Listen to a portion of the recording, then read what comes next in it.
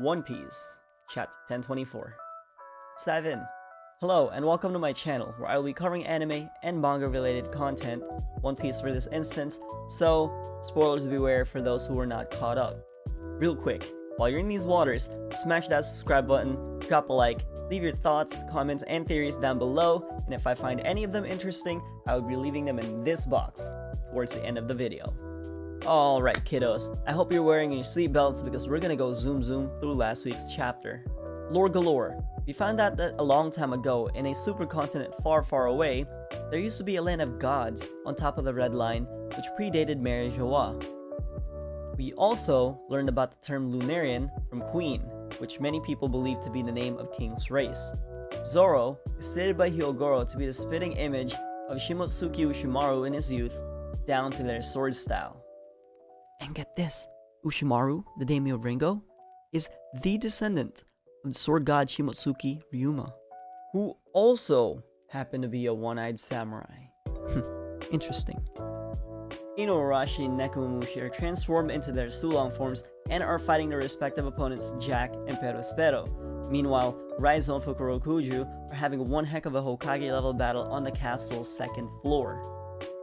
And down at Port Tokage, Momo acquired a fast pass to age 28, so he's now Big Boy Dragon. Once more, Luffy and Peach Boy head towards Onigashima so that Luffy can finally give Kaido a well-deserved bonking. Truly a legendary chapter. Chapter 1024 One Piece is titled Nobody Important. We'll get to that in a minute. You've got to give it to Oda and the crew though. They have time to drop a chapter as jam-packed as chapter 1023 and create a fully colored connecting cover spread to celebrate One Piece finally reaching the 100 volume milestone. I think I'm getting the pattern here. In the previous cover spread we had the Warlords, and in this one we have the Straw Hat crew front and centered with Roger in the distance, Supernova to their right. You kind of see a cutout part of Sabo, so we might get to see the Revolutionary Army or other factions in the next cover spread. The chapter starts off with Usohachi flexing his god-level Conqueror's Haki and claiming to have taken down 2 of the Flying Six.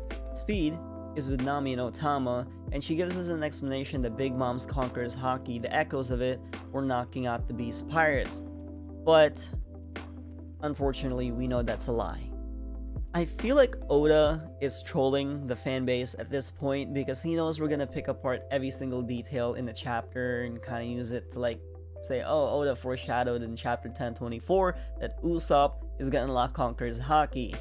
And because Oda knows us like that. But honestly, deep down in mi corazon, I want Usopp to unlock Conqueror's Haki.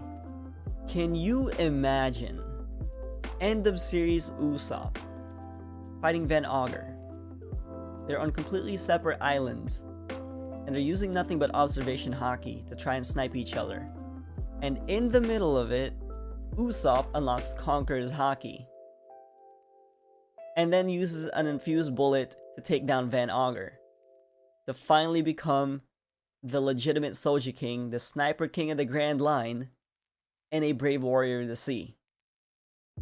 I feel that that's every Usopp fanboy's wet dream, and my headcanon is gonna have to stay headcanon for the time being at least. Now it seems like the remaining Straw Hats and their allies are assembling to stop the Beast Pirates from reaching the live floor, where Zoro and Sanji are having their duels with King and Queen. However, most of the chapter revolves around Yamato's flashback, but we do get brief and interesting exchanges with Kaido. Let me just say, Oda is saving something special for Kaido, because we know him mostly for his brutality, his love for battle, and his desire to take over the world, which seems like a one-dimensional villain kind of thing, but the longer he stays sober, the more dialogue he spews out, the deeper Kaido's character seems to become. I don't know how to put it into words, but I can feel it from the way that he reacts to the world around him, the questions that he asks, the answers that he gives. As the chapters roll out, his character becomes more and more intriguing. But we'll come back to that later. Yamato and Kaido continue their battle, and Yamato's surprised that Kaido's putting some oomph in his swings. Kaido tells Yamato, Oden's name is a heavy burden to carry. You must be prepared for death. You must be prepared for war, which speaks magnitude to the amount of respect Kaido held for Oden. Yamato asks Kaido what's wrong with admiring Oden. I loved him. And yeah, everybody loved Oden. And so after that, we go into flashback. The flashback opens up with Yamato throwing a week-long tantrum and unknowingly using Conqueror's haki to knock out members of the Beast Pirates. Yamato has been tied up to a post and begs Father of the Year contender Kaido for some food, but is denied. He says to Yamato, if you're gonna pretend like you're Oden, it might be better if you die, but since I'm a reasonable, loving, caring father, I'll give you a month to cool off in his cave with these extremely dangerous men. So true to his words, Kaido imprisons Yamato in the cave with the 3 swordsmen and leaves behind some swords, a meal, and tells everybody, go crazy, go stupid. So the prisoners armed themselves but gave Yamato the food, saying that samurai do not go hungry. This is an obvious callback to chapter 3, where we first meet Zoro in prison in Shellstown, as well as chapter 685, where we first get introduced to Momonosuke, and we see him refusing food from other kids due to his samurai honor. It's little details like these that make One Piece so fun to read, and look back in retrospect just how early Oda planned things. This kind gesture obviously left an everlasting impact on Yamato, and so Yamato asks the samurai, hey, if I become hungry, can I still become a samurai? Then Yamato asks another question, asking the man who he was.